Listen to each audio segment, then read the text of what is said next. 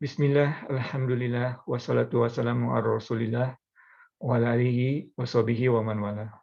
Rabbi israh li sadri wa yassir li amri wahlul 'uqdatam min lisani yafqahu qawli. Jumat Mubarak ibu-ibu, bapak-bapak pengajian KG yang mati Allah. Assalamualaikum warahmatullahi wabarakatuh. Ibu-ibu, bapak-bapak pengajian KG yang mati Allah, semua yang ada, semua yang terjadi di alam semesta ini diatur dan dijaga kelangsungannya oleh Allah Subhanahu wa taala. Allah SWT dengan rahmatnya menjaga kelangsungan apa-apa yang ada di alam semesta ini. Tetapi, jika Dia Subhanahu wa Ta'ala menghendaki, segala kenikmatan yang kita rasakan selama ini dapat menjadi bencana bagi kita. Ya.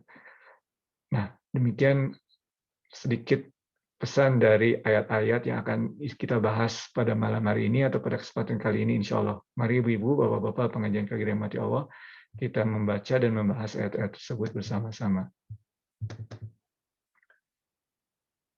A'udzu billahi minasyaitonir rajim. Bismillahirrahmanirrahim. Wa ayatul lahum anna hamalna dzurriyyatahum fil fulkil mashhun. Wa khalaqna lahum min mithlihi ma yarkabun. Wa in nasha' nughriqhum fala sarikha lahum wa la hum yunqadhun. Illa rahmatan minna wa mata'an ila hin. Shadaqallahul azim. Ibu-ibu, bapak-bapak pengajian yang mati Allah, jika pada beberapa dua minggu yang belakangan ini kita membahas ayat-ayat di mana Allah Subhanahu wa Ta'ala mengajak kita untuk melihat alam semesta, dalam hal ini dimensi ruang. Pada saat ini Allah Subhanahu wa Ta'ala mengajak kita untuk melihat dimensi waktu, melihat sejarah, ya. Wa ayatul lahum, ya, dan suatu tanda kebesaran Allah, anna hamalna dzurriyyatahum. Nah, ini kami mengangkut keturunan mereka, dalam hal ini merujuk kepada Nabi Nuh dan orang-orang beriman yang mengikuti Nabi Nuh. Ya, di sini disebutkan hamalna, ya, dalam bahasa Indonesia juga kita menggunakan kata ini hamil, ya, mengandung. Dalam hal ini orang-orang yang beriman tersebut seperti dikandung oleh perahu Nabi Nuh, ya. Dzurriyyatahum, ya, dalam hal ini keturunan. Nah, jadi Allah SWT mengajak kita untuk melihat sejarah, dan dari lain pihak juga mengingatkan kita bahwa Allah menyelamatkan kita. Ya, karena jika Allah kehendaki, bencana alam banjir yang dialami kaum Nabi Nuh alaihissalam tersebut bisa menghabiskan seluruh umat Nabi Nuh. Ya. Dan tidak ada dunia lagi, tidak ada alam semesta lagi. Tetapi Allah SWT menyelamatkan. Dalam hal ini menggunakan kata dzurriyyatahum seolah mengingatkan kepada kita, ya, bahwa kami angkut keturunan mereka. Dalam hal ini kepada kita termasuk dari keturunan mereka. Ya. Fil fulkil mashhun, dalam kapal yang penuh muatan, ya, kapal Nabi Nuh. Nah, beberapa catatan juga di sini disebut bisa dilihat, ya, bahwa orang-orang yang hidup pada zaman Nabi Nuh pada saat itu menganggap Nabi Nuh gila, ya, atau tidak sehat. Mengapa? Karena Nabi Nuh membangun kapal laut, ya, pada saat itu. Untuk apa? Tidak ada gunanya. Dan pada saat itu kebanyakan dari kaum Nabi Nuh adalah orang-orang yang sudah tidak tahu berterima kasih kepada Allah, tidak ingat kepada Allah lagi, dan tidak tahu berterima kasih. Ya, jadi gangguan tersebut atau penyakit hati tersebut sudah semakin berkembang. Ya, dan Nabi Nuh diperintahkan oleh Allah untuk membangun kapal laut. Ya, dan orang-orang menertawakannya. Nah, hal ini juga beberapa ulama sering mengingatkan kita pada masa ini. Sebetulnya kita juga seolah-olah pada masa ini adalah dalam suatu keadaan terendam oleh banjir informasi, ya, informasi yang membingungkan, ya. Jadi kita pun sedikit demi sedikit oleh media yang tidak sengaja dan tidak sengaja atau tidak sengaja, sadar atau tidak sadar, kita cerna setiap hari, seolah-olah mempengaruhi pola pikir kita, ya, mempengaruhi pola pikir kita. Jadi seolah kita pun seperti dalam situasi Nabi Nuh, ya. Dan kita patut seperti Nabi Nuh dan kaumnya menyelamatkan diri, sadar dan menyelamatkan diri dari sesuatu tersebut. Walaupun pada saat kita berusaha, banyak mungkin orang-orang yang menertawakan kita, seolah-olah seperti juga, orang-orang yang menertawakan Nabi Nuh pada saat Nabi Nuh alaihissalam membangun perahu tersebut. Ya. Kemudian ayat berikutnya, insya Allah, wa khalaqna lahum mim mitslihi, ya. Jadi dan kami ciptakan juga yang serupa dengan tersebut. Nah, ini sebetulnya ada dua pandangan, paling tidak ada dua pandangan, ya.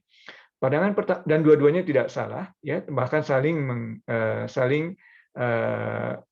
menambahkan dan juga membuktikan bahwa Al-Qur'an ini penuh dimensi arti, ya. Yang pertama, dalam hal ini mengingatkan kita, dan kami ciptakan juga wa khalaqna lahum mim mitslihi, ya. Jadi dalam hal ini seandainya mitslihi ini yang serupa, ya, the likes of it di dalam bahasa Inggris, yang serupa dengan ini bisa merujuk pada perahu, ya. Jadi apa yang kita apa yang kita ciptakan, ya, dalam perahu-perahu atau kapal-kapal laut yang kita ciptakan sebetulnya merupakan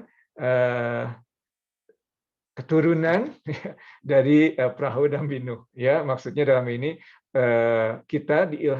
bagaimana kita mengetahui cara membuat perahu sebetulnya sudah turun-temurun dari apa yang Allah turunkan kepada Nabi Nuh, ya. Jadi seolah pertama diingatkan, mitslihi ini merujuk ke perahu, seolah mengingatkan Allah Subhanahu wa taala mengingatkan kepada kita bahwa Allah lah yang memberikan ilmu kepada kita untuk merubah perahu, dan by extension, ya, secara garis besar kita juga diingatkan Allah bahwa segala sesuatu yang kita ketahui saat ini adalah atas rahmat Allah yang memberikan ilmu tersebut kepada kita. Itu yang dan yang kedua adalah mitslihi ini adalah juga bisa dilihat tidak hanya dari perahu, tetapi mitslihi yang serupa dengannya ini bisa juga diartikan apa-apa yang kita tunggangi, ya, bisa dalam bentuk mungkin zaman sekarang mobil, pesawat terbang dan sebagainya, ya, secara umum. Jadi tidak merujuk kepada perahu sendiri, dan tetap intinya sama, pesannya sama, bahwa ilmu yang kita peroleh pada saat ini atau yang ada kita pada saat ini adalah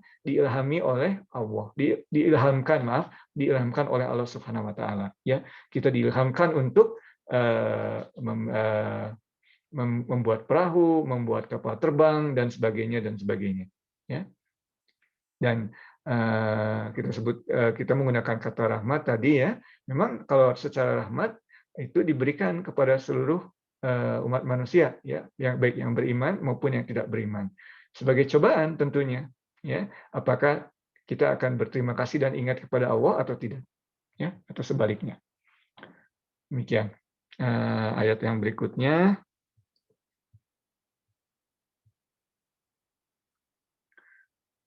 Tetapi jika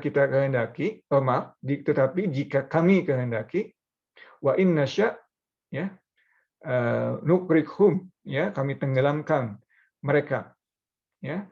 Fala soriho lahum. Soriho ini artinya sebetulnya berteriak, ya. Tetapi dalam hal ini, kata dasarnya sama dengan berteriak, ya, seperti tolong, tolong, seperti itu. Itu kata dasarnya sama dengan itu, ya. Jadi fala soriho lahum artinya tidak ada yang akan mendengarkan teriakan-teriakan tersebut. Jadi jika kami menghendaki, kami bisa tenggelamkan. Dalam hal ini kapal tersebut, ya, kalau kita merujuk kepada kisah Nabi Nuh seperti yang diajak kita untuk melihat tadi oleh Allah Subhanahu wa taala, fala soriho lahum, ya, walahum yunqazun, dan mereka tidak akan pula diselamatkan. Ya, jadi orang-orang yang celaka tersebut atau yang mengalami bencana tersebut tidak akan bisa diselamatkan, ya. Nah, tetapi secara umum kita juga bisa melihat, ya, dalam konteks kita sekarang ini, kita naik perahu, naik kapal laut, naik pesawat terbang, ya, Di sini Allah Subhanahu wa taala mengingatkan kepada kita, jika Allah menghendaki alam, dalam hal ini udara kalau kapal udara, laut kalau kapal laut, yang menyangga atau yang menahan benda-benda tersebut, ya kapal laut atau kapal terbang tersebut, bisa justru berbalik untuk mencelakakan pesawat terbang tersebut atau kapal laut tersebut jika Allah menginginkan. Ya. Dan jika itu yang Allah inginkan, fala sariqa lahum. Jadi walaupun kita berteriak di pesawat terbang, di kapal laut meminta tolong, tidak akan ada yang akan mendengarkan teriakan pertolongan tersebut. Dan kita pun tidak akan diselamatkan jika Allah menginginkan. Dan di ayat berikutnya, ayat yang terakhir yang kita bahas malam hari ini, illa rahmatam minna wa mata'an ilahin, kecuali ada rahmat Allah. Dalam hal ini kita bisa melihat bahwa Allah seolah mengingatkan, dan ini sangat ciri khas dalam Al-Quran. Pada saat Allah mengingatkan kita bahwa Allah bisa mengakibatkan bencana, tetapi selalu diikuti oleh illa rahmatan, selalu ada rahmat. Jadi diingatkan bahkan ada bencana, tetapi Allah kemudian mengingatkan berikutnya, kecuali jika Allah memberikan rahmatnya. Jadi kita selalu diingatkan bahwa selalu ada rahmat Allah. Di segala sesuatunya ada rahmat Allah. Tetapi di sini potongan ayat kedua, wa mata'an ilahin, sebagai untuk memberikan kesenangan ilahin, ya, untuk waktu tertentu. Karena kita semua tahu bahwa segala sesuatu itu ada akhirnya, ya. Dan pada akhir-akhirnya sendiri, pada akhir-akhirnya adalah hari akhir itu tersebut, di mana kita akan dimintai pertanggungjawaban. Ya. Jadi pesan dari ayat-ayat ini, ya, yang kita bahas adalah bahwa pertama, Allah Subhanahu wa taala mengajak kita untuk melihat dimensi waktu, ya. Pada sebelumnya Allah SWT mengajak kita melihat dimensi ruang. Sekarang dalam ayat-ayat ini Allah SWT mengajak dimensi waktu, yaitu sejarah, ya. Sejarah, dan kemudian kita diajak untuk mempelajarinya dan mengkontekstualisasikannya untuk saat ini, ya. Nabi Nuh pertama. Nabi Nuh itu hidup pada saat zaman orang mana kaumnya sudah lupa atau tidak berterima kasih kepada Allah. Kaum Nabi Nuh ditertawakan, ya. Tapi Nabi Nuh dan beberapa orang yang beriman diselamatkan, ya. Dan demikian kondisi kita saat ini, ya, insya Allah kita menjadi orang-orang yang tegar dan kuat imannya, sehingga kita pada akhirnya di hari akhir nanti menjadi orang-orang yang diselamatkan, ya, orang-orang yang falah, orang-orang yang sukses. Itu yang pertama. Kedua, walaupun nampak seperti acak, ya, seperti kita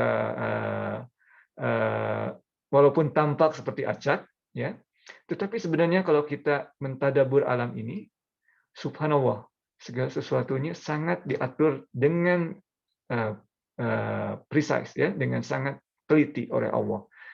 Dalam ayat-ayat yang kita bahas minggu-minggu lalu, kita lihat bagaimana air hujan menumbuhkan tanaman yang kemudian menjadi makanan pokok kita, dan kita menjadi kuat, dan kita dapat melakukan kegiatan, dan kemudian kita berkembang karena yang Allah ciptakan itu selalu berpasangan, dan kehidupan dunia terus berlangsung. Ya. Jadi dari air yang Allah turunkan dari langit, kemudian tiba-tiba menjadi makanan, pada akhirnya menjadi makanan, atau pada suatu saat menjadi makanan di hadapan kita, yang memberikan energi bagi kita untuk melakukan kegiatan. Seperti acak, tetapi sebetulnya sudah ada tujuannya. Setiap yang ada di dunia selalu ada tujuannya. Air hujan yang turun yang mungkin kita tidak sadar, padahal sangat berperan untuk membawa makanan di hadapan kita, ya, menjadikan adanya makanan di hadapan kita. Kemudian benda-benda langit, ya, celestial bodies, ya, di alam semesta ini, ya, matahari, bulan, tidak ada satupun yang bertabrakan, ya. Ya, kecuali atas keinginan Allah, kecuali atas kehendak Allah, ya, semuanya berjalan dalam falaknya, dalam orbitnya, seperti berenang, ya, kita membahas yasbahun, ya, katanya kan, kata yang digunakan seperti berenang, karena si baha itu berenang dalam bahasa Arab, ya. Dan mungkin pada saat itu orang tidak tahu, ya, ini adalah bukti keajaiban secara sains dari Al-Quran, karena mungkin pada saat itu orang-orang belum tahu bahwa ada orbit, ya, bahwa tidak ada yang menyangganya, tapi seperti berenang, ya, dan dengan kecepatan yang sungguh sangat teliti diatur. Dan jaraknya juga sangat diatur. Sains membuktikan sekarang kalau matahari lebih dekat dari posisi sekarang, maka bumi akan terlalu panas, ya, tidak akan bisa bertahan. Ya, jadi subhanallah, pada saat kita melihat alam-alam tersebut, kita sangat yakin akan tauhid akan kekuasaan Allah dan maha mengetahuinya Allah Subhanahu wa taala, ya. Karena segalanya berlangsung atas kehendak dan pengetahuan Allah. Dan kita pun dengan demikian akan bersyukur. Makanya sangat penting untuk mentadabur alam ini. Dan seperti Ivan sampaikan juga sebelumnya, poin yang ketiga, ya, tadabbur alam ini juga melatih, ya, karena seringkali manusia itu selalu takut dan khawatir, ya, atau sedih dan khawatir, ya. Sedih karena masa lalu, coba melakukannya seperti ini, coba itu sedih, ya. Dan khawatir masa depan tidak sesuai dengan yang diinginkan. Seringkali itu selalu zaman itu. Jadi selalu ada di masa lalu atau di masa depan, tetapi tidak pada masa ini.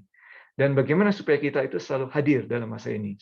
Karena kalau kita bisa hadir dalam masa ini, kita juga bisa hadir dalam salat kita lebih khusyuk. Salat kita tidak khusyuk karena pikiran kita selalu ke masa lalu atau ke masa depan.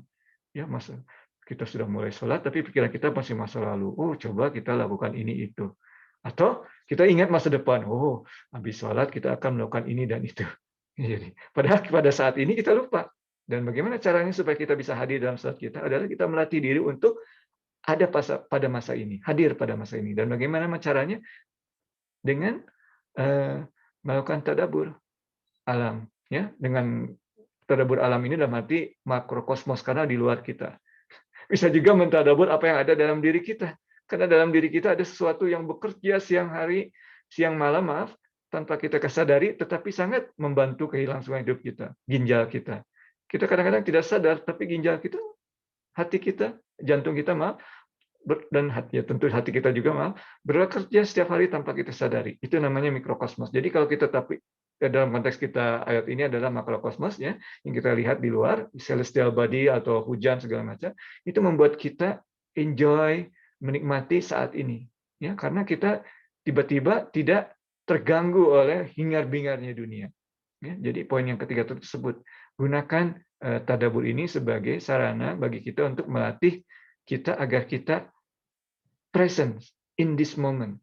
Karena kalau kita bisa present in this moment, kita akan rasakan akibatnya. Salat kita menjadi khusyuk dan sebagainya yang mungkin topik lain yang harus kita bahas, ya, tidak akan selesai dalam waktu yang kita jangkakan untuk kajian ini. Demikian ibu-ibu, bapak-bapak pengajian yang dirahmati Allah.